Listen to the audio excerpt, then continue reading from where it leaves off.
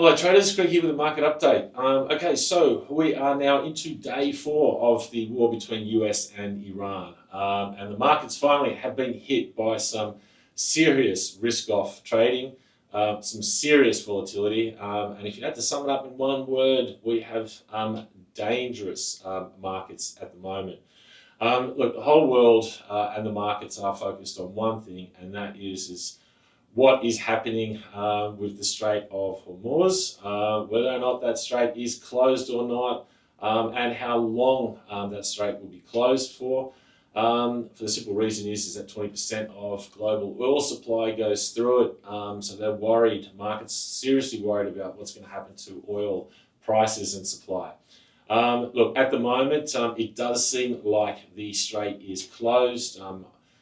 Iran has given a directive to all the oil tankers not to go down the strait, otherwise they will bomb them.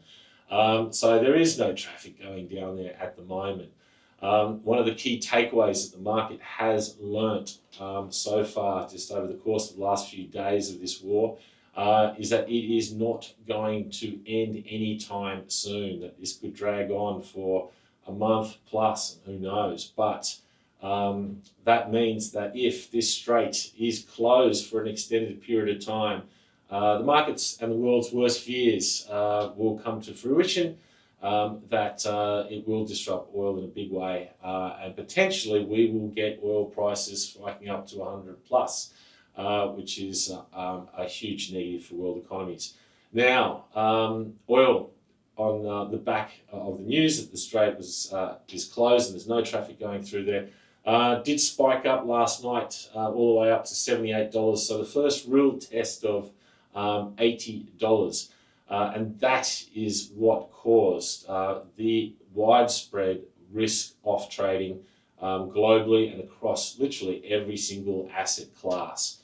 Now, late in the session, just before the US markets closed, we did hear from Trump, and he did say that the US military may start escorting and helping the actual oil tankers through the strait.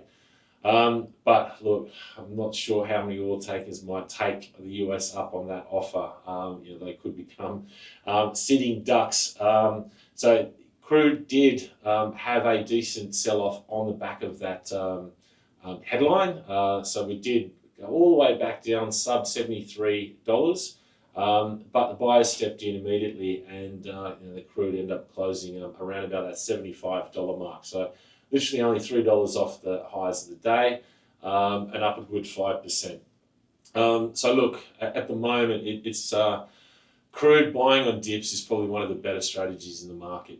It's very hard to see crude having any sort of meaningful sell-off, or sell off sub $70 while obviously this conflict isn't resolved, and as we've noted that it seems like this is going to be a prolonged conflict and war. So crude at the moment saying that we have seen a high, it's probably far-fetched, that there's every reason that we could still see sharply higher prices. So yes, would not be selling fading crude, definitely buying dips, and you have been given opportunities to actually buy dips. So that's the bias for the crude market.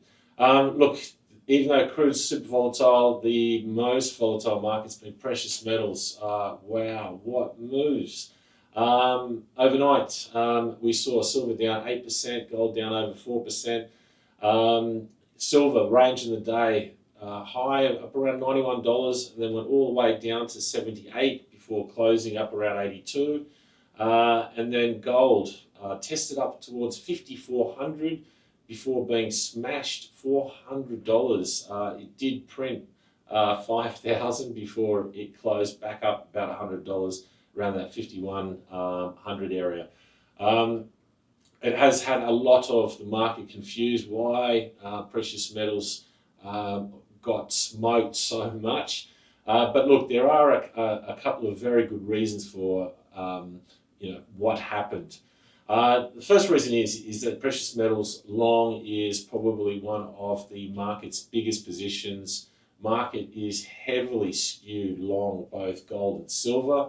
So regardless of whether or not this war was happening or not, and we have seen in the past, we've seen huge shakeouts in precious metals. So that's one of the reasons last night is that it was basically the market too skewed on the long side, and obviously we've had a big shakeout. Gold did also tested a key technical level up there around that 5,400 area as well. So that obviously helped cap those gains initially before we saw that big washout. The other thing is that when we do see huge risk-off trading and we see pretty much every asset class get hit pretty hard, what happens is that funds that are losing money on all their other positions and traders losing money on their books, the only place that they do have a profit left is in gold and silver. So a lot of the times they try to book some P&L there before that disappears as well to pay for losses on a lot of their other positions. So another reason why we saw that sell-off last night. And then finally, another thing that's sort of coming into the market now is that with what crude is doing, obviously it is inflationary. Market there now is starting to think that obviously Fed rate cuts may not come anymore. So we've got US dollar also bid on the back of that. The commodities trade inversely to USD. And obviously gold loves rate cuts, does not like it when the Fed needs to raise rates. Who knows, potentially that could happen as well if inflation really spikes up. So that's another thing now that potentially could really cap gains in gold. So yes, look, there's a couple of valid reasons why we did see that sell-off.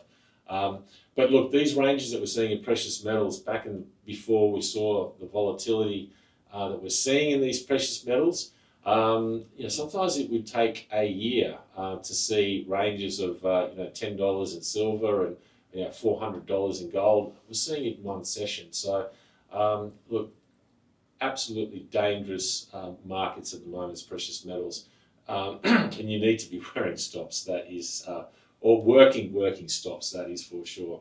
Currency front, Aussie. It has been. It's been one of the strong links in the currency space. It's been up towards 2-year highs, trading above 71 cents, but obviously it is a risk currency. So when risk got smashed overnight, Aussie got absolutely smoked, lost almost 2 cents at one stage, trading below 70 cents, going as low as 69.5 before having a bit of a rally to the close back above 70 cents and around that 70, 20, 30 area. So look, I'd imagine that even though, yes, I believe that Aussie is going to be one of the better trades this year, long Aussie in the currency space, while we have got this conflict going on, it's hard to be long Aussie, and it's hard to see it making fresh gains around above those 2-year highs at 71.50. So at the moment, bias is selling rallies on Aussie. Until the dust settles, and again, it doesn't look like we're going to see the dust settle on this for a while. Lastly, there is actually some Aussie data though out today. So it's fourth quarter GDP for last year. Market's expecting quarter on quarter that to come out at 0.6%, which is slightly better than the 0.4 from the previous quarter. And year on year to marginally go up from 2.2% to 2.1 up to 2.2%. Look, I don't think the market's going to be too fussed or it's going to really react too much on this number. Just the simple fact is that they've got bigger things to worry about at the moment.